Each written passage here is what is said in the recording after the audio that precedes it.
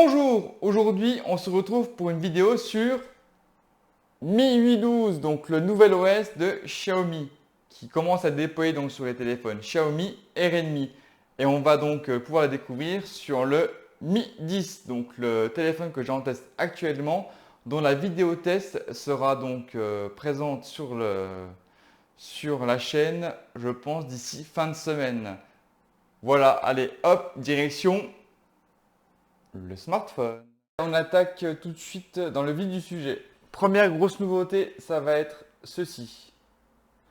C'est le centre de contrôle. Donc centre de contrôle qui permet donc, comme vous pouvez voir, d'avoir toutes les options disponibles pour votre smartphone et qui permet donc de contrôler plus facilement donc, les fonctions essentielles avec l'économiseur de batterie, le mode avion, le flash.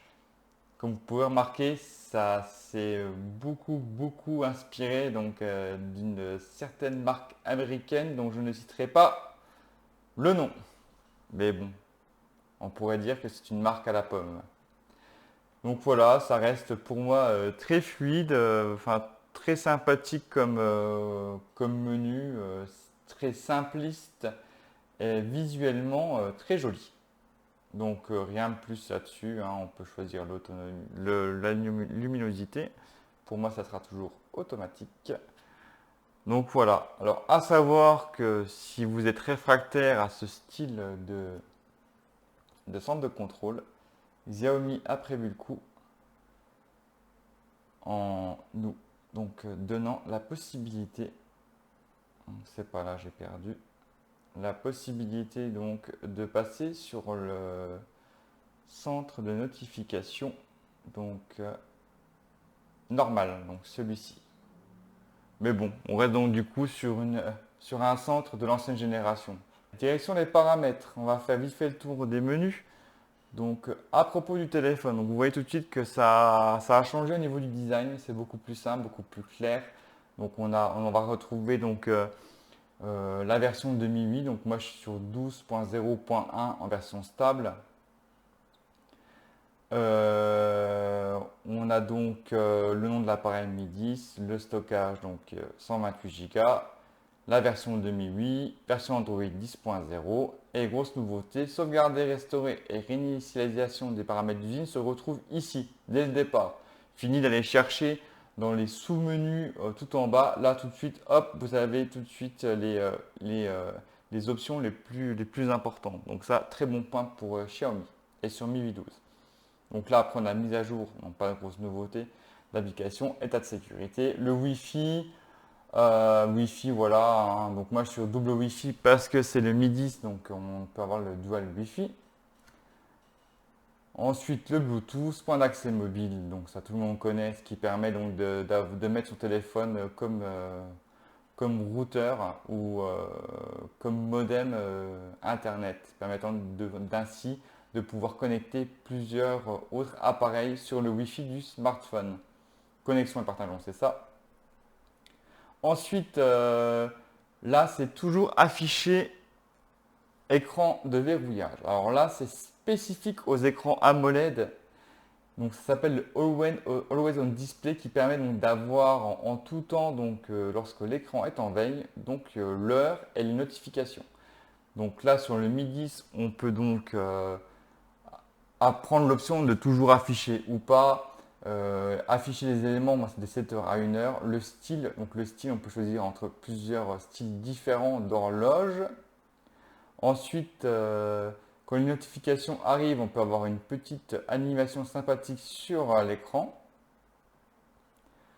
Et ensuite, voilà, paramètres donc, de veille. Donc, après 10 minutes, mon smartphone, s'il n'est pas utilisé, passe en veille. Soulever pour allumer, lorsque vous prenez votre téléphone, vous soulevez de la table, il s'allume. Appuyez 2 fois sur l'écran pour le réveiller. Et le mode étui intelligent, si vous avez donc un étui qui recouvre une partie de l'écran, du coup l'horloge sera juste sur cette partie-là. Donc voilà pour toujours afficher donc ce mode Always on Display. Donc l'affichage. Donc on pourra choisir donc le niveau de luminosité, le mode lecture, Le schéma de couleur permettant donc de choisir sa couleur préférée au niveau de l'écran, enfin son mode d'affichage préféré. L'actualisation, donc Mi 10, Xiaomi Mi 10 donc, intègre donc, le 90 Hz. Donc tous les téléphones ne font pas, mais on peut choisir le taux de rafraîchissement. Donc le mode anti-scintillement. Le mode sombre qui pour moi je n'utilise pas parce que je trouve que voilà, je préfère le mode blanc. Ce mode sombre permet donc de moins fatiguer les yeux et d'économiser un petit peu de batterie. Donc vous pouvez l'activer ou le désactiver. Vous pouvez aussi le planifier. Donc si vous voulez l'avoir genre de 22h à 6h du matin, hop, vous mettez planifier, vous mettrez, si je fais ça, vous mettez votre horaire et hop, le mode sombre se mettra automatiquement. Ensuite, la taille du texte, comme dans MIUI 10, hein, on peut choisir la taille du texte, donc de XS à XXL, donc ce qui permet donc d'avoir une meilleure visualisation du texte. Donc là, ça fait un petit peu gros, je trouve. Alors descendre un petit peu. Hop, voilà. Ensuite, donc le centre, donc l'option que j'avais montré tout à l'heure, donc le centre de contrôle et de panneau de notification, qui permet donc de basculer entre un mode, le mode là ou l'ancien centre de notification. Donc l'option est ici. On peut masquer l'encoche, donc le trou. Donc, ça s'appelle ça l'encoche, mais trou de perforation. Nous pouvons donc le masquer. Ensuite, voilà, montrer l'opérateur téléphonique pendant que le téléphone est verrouillé, éditer le nom de l'opérateur, voilà, rien de spécialement nouveau sur ce point. Donc voilà, alors son et vibration, nouveau menu, hop, plus facile, sonnerie, alarme, événement, notification, point barre. Vous voulez choisir votre sonnerie, vous appuyez dessus, voilà, vous avez donc les sons, pareil, boum, les sons, appel, rappel, notification, volume d'alarme et la musique. Vibreur pour les appels, vibrer en mode silencieux. Et pour ce qui est du MIDI, on a donc les commentaires haptiques. Donc c'est une petite vibration qui n'a rien à voir avec la vibration qu'on peut avoir sur le téléphone. Ça reste très très doux. Moi qui ne suis pas fan d'avoir les petites vibrations quand on touche, là avec le haptique, ça reste vraiment des vibrations super légères et super agréables. Donc moi je l'ai laissé. Donc voilà, après donc voilà, paramètres supplémentaires, son du clavier, appuyer sur les sons, son de verrouillage, moi je ne l'ai pas. Et les effets sonores, donc voilà, donc effets sonores, prédéfinir, style d'effets visuels, garder l'écran éveillé.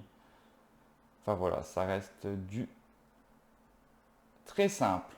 Ensuite, notifications, rien de nouveau là-dessus, notifications, on reste donc sur les notifications propres à Xiaomi, donc à ce système MIUI. Donc on peut choisir entre le badge de notification qui s'affiche sur l'application, on peut l'enlever ou le laisser, notification flottante ou notification de l'écran de verrouillage.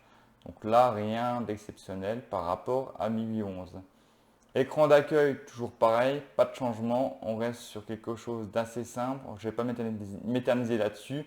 On peut choisir à peu près tout, dont la taille d'icône qui était déjà présente dans MIUI 11. Donc voilà, donc rien de nouveau sur ce point, mis à part quelques nouvelles animations au niveau donc, de l'écran, enfin des icônes. Fond d'écran, grosse nouveauté sur ce point, c'est les super fonds d'écran dynamiques.